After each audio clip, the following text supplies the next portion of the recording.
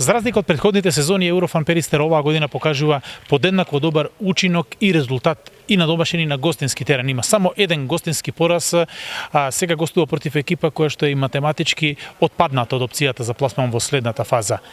Сепак, Тата Бања ќе се респектира и надпреварот во вторник ќе биде како и сите други во групата.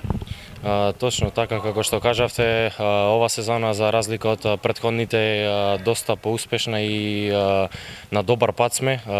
Се подготвуваме за секој надпревар максимално, ги анализираме сите противници и сме во добра серија и тоа ме радува што одиме на нагорна линија и имаме шанси за првото место во група која ни е секако и цел, зашто да не, ако можеме да го обезбедиме тоа прво место.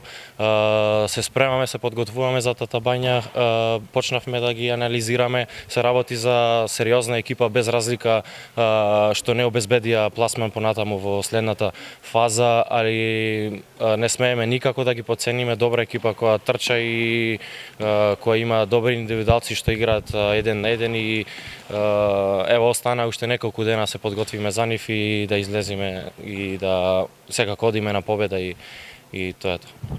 Партизан, Ним и Кадетен Шафхаузен, како и домашните дуели со Бутел и Пролет, беа одиграни со една скратена ротација. Многу од вас игра па и по 60 минути. Како физички се чувствува екипата? Точно така, малку имавме проблеми и со короната, некои играчи па ростерот ни беше скратен и неколку утакмици ги сврзавме со помал ростер. Има умор, али ќе заборавиме на уморот, ќе гледаме максимално, се подготвиме, ево се враќаат неколку играчи кои ни фалеа во претходните утакмици и ќе имаме поголем ростер за ротација на оваа утакмица со Тата Бања.